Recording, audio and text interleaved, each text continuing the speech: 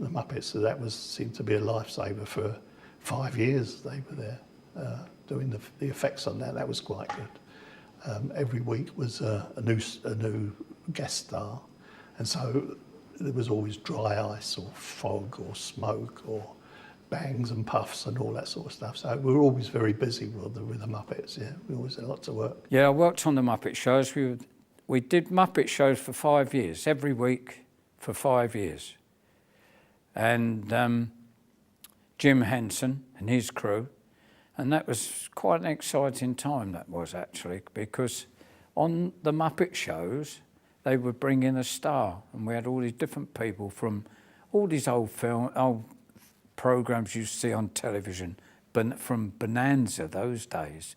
Like they would bring in the I can't think of the guy's name, but he was the big guy, Hoss they used to call him in the program, and he came down on the Muppet shows. John Wayne, I met John Wayne there, spoke with John Wayne. He was on the Muppet shows. Then you had all these pop stars as well, on like Mama Cass, remember people like that, Mama Cass, and all these big American people. And previous to that as well, all of these people were invited on these things like Tom Jones shows. Jerry Lee Lewis, I often remember going into one of the studios one morning and just sitting in the seats, listening to Jerry Lee Lewis practicing on his own.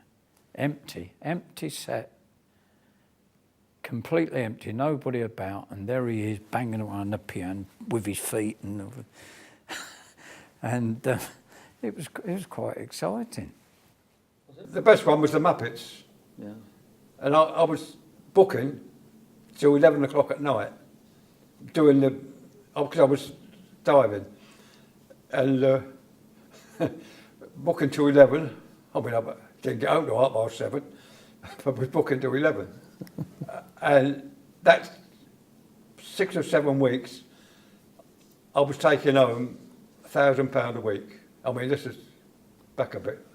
My wages was in my hand was £1,000 a week. And this is 30 years ago or something. Yeah. And there was a production, one of the governors, Mickey Redding, he said to me, "You was silly leaving Pinewood," he said. "You was going to be charge hand." So I said, "No, you was going to be HOD." I said, "Well, I wouldn't have took it anyway." I said, "Charge hand was enough for me." I said, all HODs died. I said, and I didn't want to die, so that's why I didn't take it. But anyway, he said, "You was mad." So gone like that. "Here, Mick." He said, "What's that?" I said, "That's last week's wages." He said, and he was still working at Pinewood. He said, £1,000? I said, "Yeah. And next week, and the week after, the next 4 weeks, that's what I'll be taking home." Following week, he left Pinewood and got a job freelance. We made the Muppet Caper in around 1980, 1981. It was the first Muppet movie we did in England, because the previous Muppet movie had been done in America.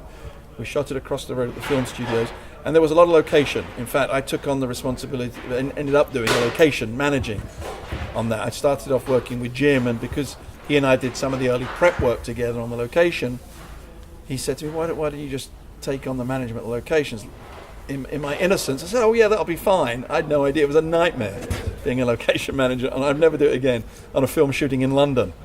And all that has to go into the planning of it and the permissions. And we did the big bicycle routine. I don't know if you remember the big musical number on the bikes, which we had tried to find. We wanted to shoot that in a London park. Originally, we wanted to shoot in Hyde Park.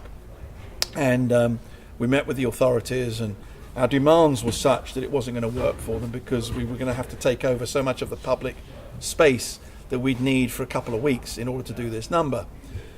So we looked, Jim and I had walked Hyde Park, and he loved Hyde Park, obviously. It speaks for itself, and he thought, it'd be beautiful to shoot the number here. Anyway, obviously we didn't do it in Hyde Park, but we ended up going to Battersea Park just over the bridge in South London. Met with those people, told them what we wanted, and they were much more accommodating. Well, they could afford to be accommodating, because we were now in Battersea. We weren't in Hyde Park. So yeah, we basically took over elements of Battersea Park for a couple of weeks to shoot that musical number, where they're riding, all the puppets are riding bicycles.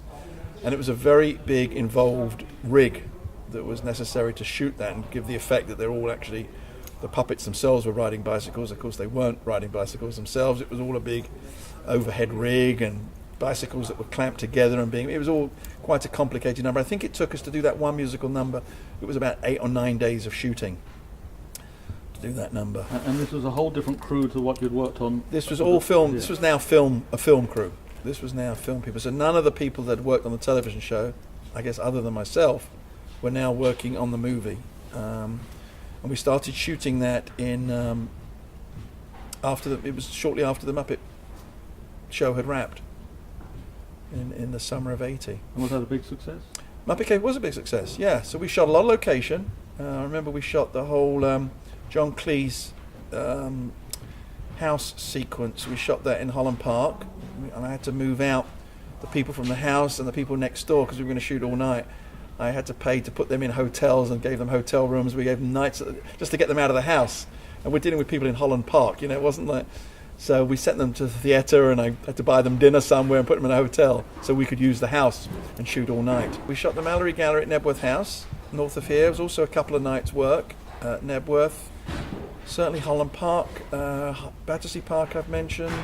We shot in Paddington, Edgware Road, where the taxi comes along and goes into the Happiness Hotel. We shot that in Paddington. Shot that on a Sunday, so we had to close down a major intersection in Paddington. We did that early Sunday morning. Did you use the front of the studio for the We did.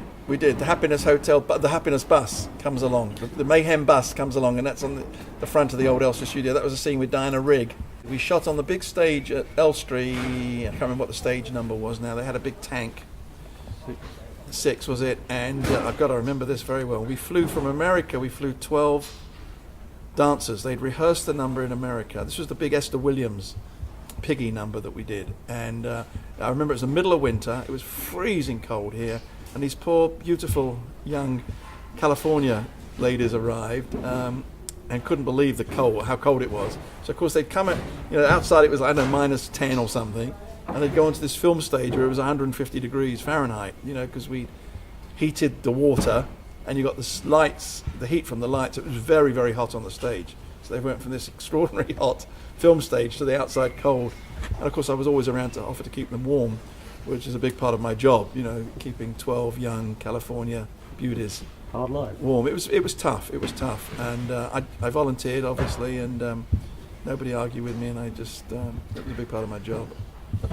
Thank you.